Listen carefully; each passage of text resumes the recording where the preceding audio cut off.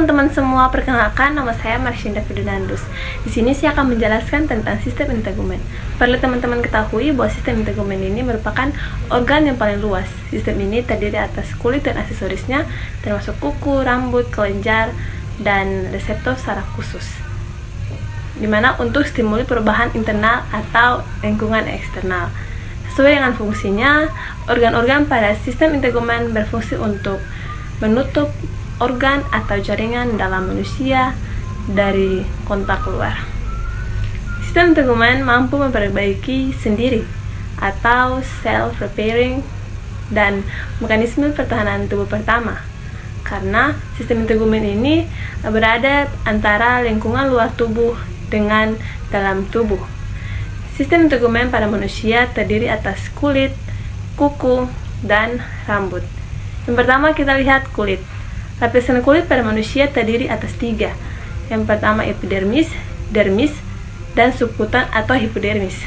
Yang pertama kita lihat epidermis. Epidermis ini berasal dari kata ectoderm, terdiri dari beberapa lapis, atau bisa disebut dengan multilayer. Epidermis sering kita sebut sebagai kulit bagian luar. Epidermis merupakan lapisan teratas pada kulit manusia dan memiliki tebal yang berbeda-beda. 400-600 untuk kulit tebal terdapat pada kulit pada telapak kaki dan tangan, dan 75-150 untuk kulit tipis yang berada pada kulit telapak tangan dan kaki, memiliki rambut. Selain sel-sel epitel, epidermis juga tersusun atas lapisan. Yang pertama melanosit, sel Langers, sel Merkel, dan keratinosit. Yang pertama kita lihat lapisan-lapisan yang ada pada epidermis. Yang pertama itu stratum corneum. Lapisan ini merupakan lapisan kulit yang paling luar, terdiri atas beberapa lapis sel yang gepeng, yang mati, kemudian tidak berinti. Kemudian stratum lucium. Terdapat langsung di bawah lapisan koreum, lapisan sel terang, lapisan sel gepeng tanpa inti, hanya ada pada kulit yang tebal, tampak lebih jelas di telapak tangan dan kaki.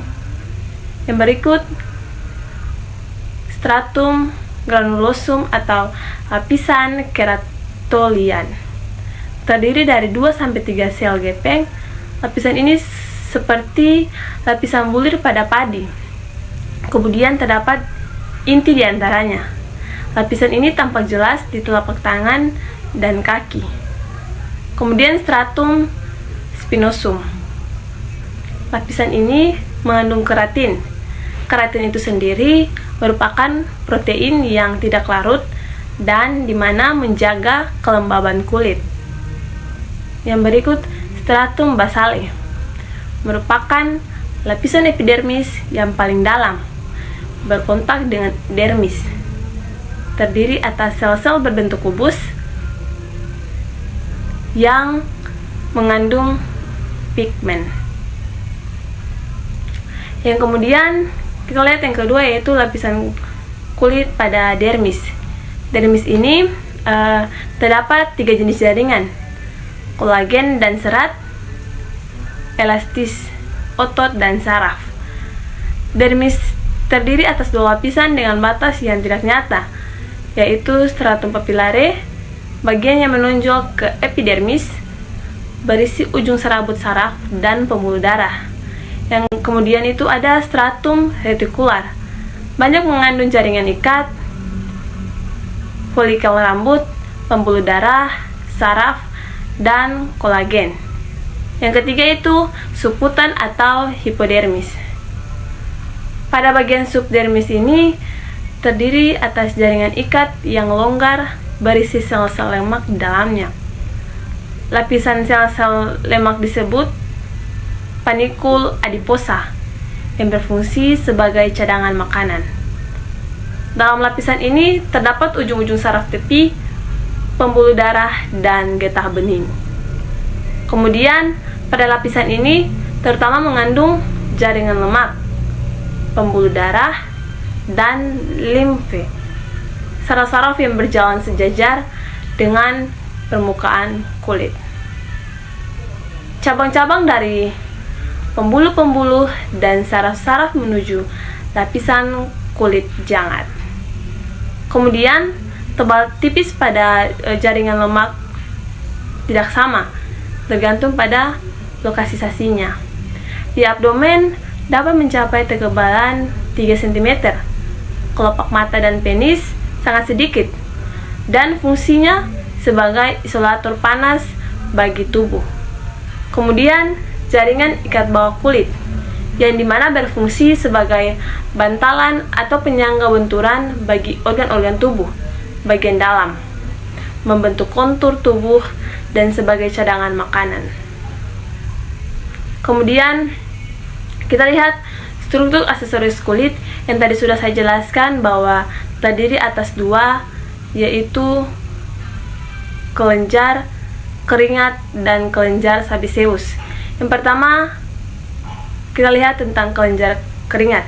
Kelenjar keringat ini terbagi atas kelenjar ektrin, merupakan kelenjar kecil-kecil, letaknya dangkal, kemudian di lapisan dermis, bermuara di permukaan kulit.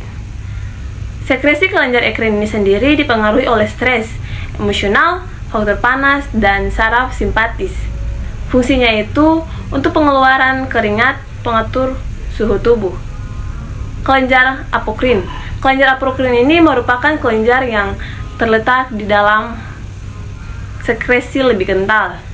Kelenjar ini banyak ditemukan pada daerah seperti aksila, area mamae, dan saluran telinga luar.